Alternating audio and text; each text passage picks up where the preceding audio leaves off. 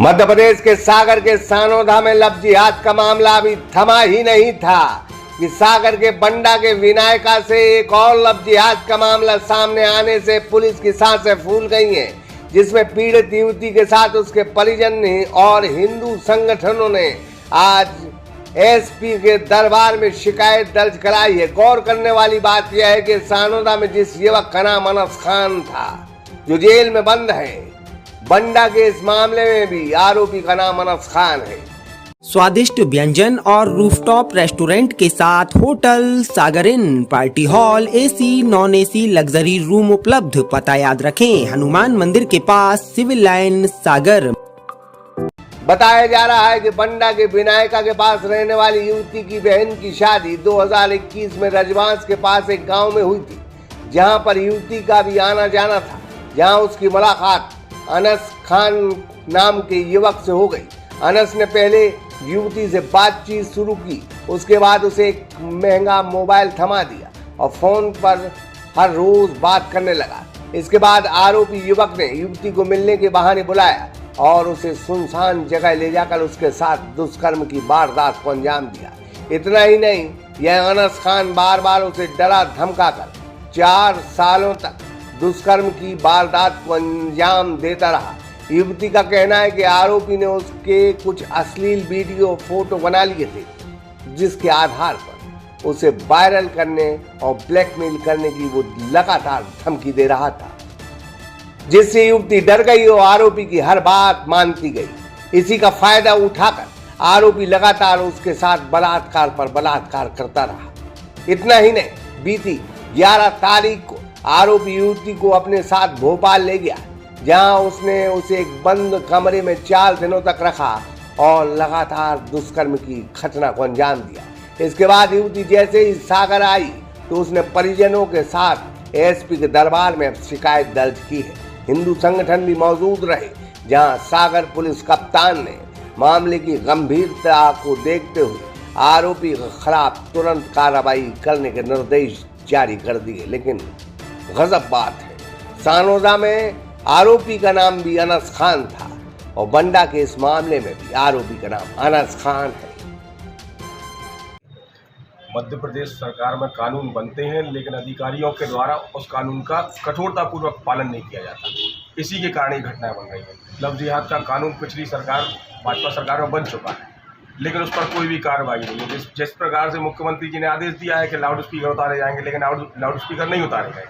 बस वही कारण है कि नियमों का उल्लंघन हो रहा है, कानून का उल्लंघन हो रहा है। और रही बात सागर की, तो सागर लव जिहाद का एक ऐसा एपिक सेंटर बन गया है कि जहां पर यदि व्यवस्थित जांच की जाए तो ये पता चलेगा कि मस्जिदों से बाकायदा फंड किया जा रहा है, क्योंकि ऐसे ऐसे लड़के सामने आ रहे हैं जिनके घर में खाने की व्यवस्था नहीं है। वो 3-3 लाख की मोटरसाइकिल लेके बच्ची को घुमा रहे हैं, तो कहाँ से वो पैसा आ रहा है? जो दिन भर 300 रुपये की मजदूरी करते हैं, उनके पास स्वयं की कारें आ रही हैं, कहाँ से आ रही हैं?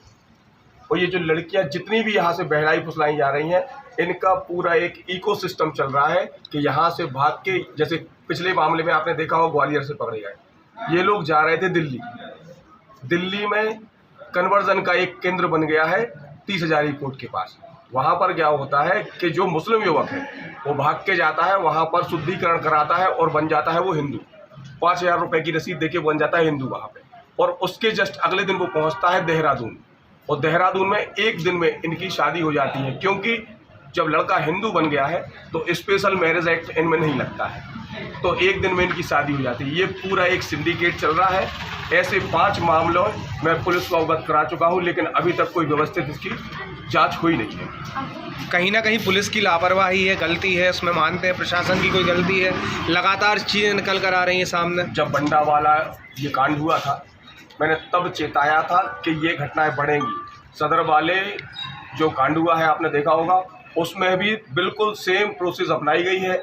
वही धर्मांतरण हुआ है लड़के का, वही शादी हुई है, और उसके बाद वो लड़का फिर से मुस्लिम बन गया है। तो ये पूरा एक सिंडिकेट चल रहा है, और सागर में ये स्थिति अब निर्मित हो चुकी है कि बहुत जल्द आप देखेंगे कि आर पार का होने वाला है प्रशासन की लापरवाही की वजह से। एक तरफ आपको हिंदू दिखेंगे और एक तरफ मुस्लिम दिखेंगे, और भगवान ना करे कि दोनों के हाथों में हथियार भी दिखेंगे। एसपी ऑफिस पहुंचे हुए थे। देखिए, हमारा सागर जो है लव जिहाद का एक हॉट स्पॉट का सेंटर बन गया है। यहाँ चारों तरफ जहाँ देखो बच्चियों को कुछ जिहादी मानसिकता के लोग बरगलाते हैं, उनके लिए धमकाते हैं, परिवार को जान से मारने की धमकी देते हैं और एन के एन प्रकार उनको इस्लाम में कन्वर्ट करने के लिए, यहाँ से बेचने के लिए उनका शोषण करते, यहाँ से भगा के ले जाते हैं। आज हम लोग इसी निमित्त यहाँ पर आए थे और एक बच्ची आई है अभी, उसने भी यहाँ पे शिकायत की है, उसके साथ दुष्कर्म हुआ है और पूरे परिवार को धमकाया गया है।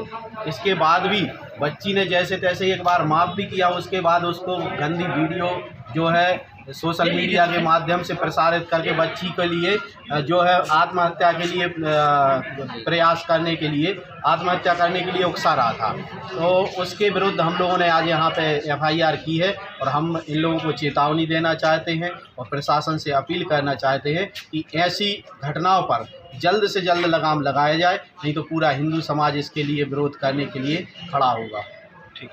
एक विनायका थाने से एक बच्ची जो है वो अपने परिजनों के साथ में आई है और एक आवेदन दिया है जिसमें जो है एक लड़का अनस खान, उसके बारे में उसने बताया कि शादी का प्रलोभन देकर के गलत काम किया। महिला थाने में जो है इसमें FIR हो रही है और अपराधी की गिरफ्तारी के लिए वो प्रयास कर रहे हैं। सूर्य प्रताप राजपूत के साथ एक हराम खान, सागर एक्सप्रेस न्यूज 7।